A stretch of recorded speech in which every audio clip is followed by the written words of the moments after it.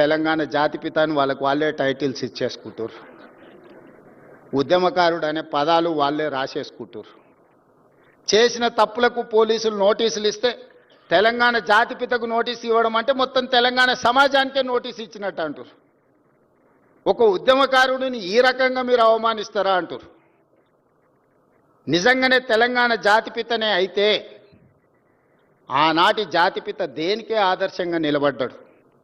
ఏదైనా పదవి తీసుకున్నాడా? పోని కుటుంబం కోసం ఏదైనా అడిగిండా?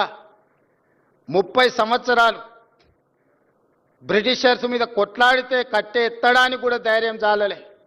కానీ స్వతంత్రం వచ్చిన మొదటి సంవత్సరంలోనే కొంతమంది దుర్మార్గుల తుపాకీ తూటాలకు నేల కొరిగిన ఆనాటి జాతిపిత.